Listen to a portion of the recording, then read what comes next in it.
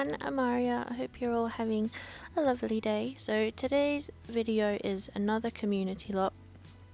This is actually 3 lots in one. So there's a flower store, a bookstore in the middle, and a cafe with a very teeny tiny apartment on top. So you can set the lot type to either retail, cafe, or residential. I think I had it originally set as retail, so then you can hire a barista, but you can still manage the kind of overall business side of things from the apartment up the top. So I had 3 very distinct personalities in mind when I was creating these little shops. Obviously you can't have 3 different people running them, but I thought it would be nice just for each build to have a different kind of style, I guess, different personality. So the little flower store on the corner is very pink and in my opinion it's quite girly, I guess, but it can be for absolutely anybody. It's just very feminine in my opinion. The bookstore is quite old. I've tried to decorate it to make it look like it was probably one of the original buildings, and then they've updated either side of it, so most of it is brick. There's a couple of cracks I've put there, and I thought maybe a retired teacher or something would own this little bookstop. And then the cafe is more modern. It's kind of more of a high-end cafe, and I think it looks really sleek and modern. So this build took me just over 11 hours in total to build, so I had to cut quite a lot out, and unfortunately that again meant the toilets had to go. So there are no bathrooms in this video. But you know, if you've watched any of my previous videos, then you will know that I don't like building them anyway. So yeah. I feel like I talk about this in every single build. But yeah, there's a full-size bathroom in the apartment upstairs, and then there is a public kind of bathroom area in the cafe and the plant shop.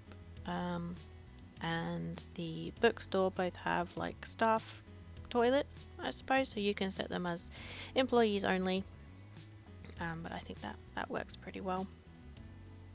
So I've really been enjoying doing community lots and public spaces and things lately. I quite like using all of the debug items that came with Eco Lifestyle, and I don't really feel like normal kind of suburban houses, I don't think you can really use them in those houses, because you know, people generally like to tidy up. you don't just have loads of rubbish outside, you know, standard family homes. That's a bit strange. So I really like doing community lots because I get to use all of those fun items that I otherwise wouldn't get to use. And I've tried to make this as, I don't know, I guess realistic as possible, whilst it is still possible for gameplay. It's fully play tested obviously, so it all still works, but I feel like it's quite cramped in places where I've tried to add as much as I can decoration wise. So I've turned the kind of back alley area into, I guess, like a, I don't know, there's a couple of bins back there, but I've sized them down so they're not functional, but there is a dumpster round to the side, so that works, and there's lots of other bins dotted around the place. But I've tried to make the area under the stairs look as, I don't know, as realistic as possible, I guess, in terms of where I live. So people tend to just dump rubbish even though there's a bin right next to it, which doesn't make any sense to me, but there you go. So I've tried to kind of replicate that, I suppose, and then I've added like a fire hydrant and a little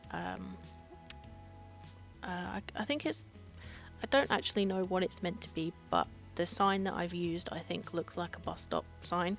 So I've added a map. I think it's from City Living, but I thought it looked really cool. And the advertising bench from Get Famous, and I thought it looked like a bus stop once I'd put it all together. So I'm pretty proud of it. And there's a couple of other debug items that I've used that I think look very true to life, I suppose. So the parking meter, and then I think it's like a newspaper dispenser, which I've never actually seen in person before, but you know, I think it looks pretty cool where I've put it. And then I've put loads of signs and things outside. And for the lot type, so I've got it set at the moment as retail, and then, you know, hire barista and things. But all of the signs, and there's a couple of pictures I think that come with is it Get to Work? Is that where all of the stores and things, is that the pack they come with? I don't know, but all of the signs and posters that say like they're gonna attract more Sims to your store, I've tried to use as many of those as possible. So when I play tested it, this place was overrun with Sims. There were so many people here that it kind of looked a little bit overcrowded. So I don't know whether maybe if you set it as a cafe, whether that many people will turn up, but then obviously you can't sell things, but it still has the desired effect. I think it still looks good. And then the little apartment that I've got upstairs, I really like the apartment. It's only very small, so it's more like a studio with a little balcony. The kitchen itself is only 3x3, so it's a teeny tiny little kitchen, but I absolutely love it. I think it's one of my favorite kitchens that I've done so far. The apartment is something that I'd probably live in myself. Obviously I don't want to live in an apartment that small with, you know, family. It's very cramped. But you know, for a single sim, I think it looks really cool. So we're almost done with the exterior of the build now before I go and do all of the inside. I kind of feel like I work backwards a little bit. So I decorate all of the outside. I do this with every single one of my builds, and I don't know why. I should have learnt my lesson by now. But I really enjoy doing landscaping and things, and I'm kind of sad that there isn't any in this build, because, you know, I really love doing landscaping, but you know, that's fine. There's lots of plants anyway. But yeah, I feel like I kind of work a bit backwards. I always do the outside first and then go in and do the inside. So sometimes I don't really give myself much room to work with in terms of furnishing, so things tend to get a little bit cramped. But you know, I think this one is okay. The bookshop probably could have done with being another tile wider, just because I didn't really have very much room to add shelving and things for the books, and you still be able to, you know, walk in and turn around and walk out, and you know. But I think it gives it, the fact that it's so small, I think it gives it quite a cozy feel anyway. So it kind of, yeah, it gives off the desired effect that I had. The cafe, I think upstairs probably is a little bit, it's a little bit bigger than I had kind of planned, I suppose. I do have quite a lot of seating up there, but compared to downstairs, because obviously there's no bathroom or anything upstairs, it just feels quite big and quite open and empty. I don't know whether I could have done anything, like added anything extra up there without it looking, I don't know, strange. Because I quite like the way that it turned out. I've tried to kind of add a club system for each each building. So I've added flags and different banners and things for the clubs in each of the little shops. And I think that looks okay. Obviously in the coffee shop there's loads of space for like club meetings and things. In the bookshop, not so much. Because it's so tiny. But obviously you can take the books and go and read them in the coffee shop, and the same with the plants. So you can, you know, go in and buy them and look at them, but you can't do any kind of gardening or anything in there. I have included the flower arranging station in like the back area of the flower shop, so it's actually in the bathroom, but I kind of wanted it to be more of like a staff room sort of thing, but obviously I didn't really have much space, so I had to put the flower arranging station in the bathroom. Which is a very strange place to put it, but you know, I didn't really have anywhere else to put it because, like I said, I kind of worked backwards and ended up having not as much space as I would have hoped on the inside of the shops. But I'm pretty happy with how it's all turned out. I think the bookshop is probably still my favorite of the three, but you know, I do like the coffee shop too. It kind of feels a little bit dark in there. I don't know whether it's all of the furnishings or anything, because they're all kind of, it's very black and white I think in there.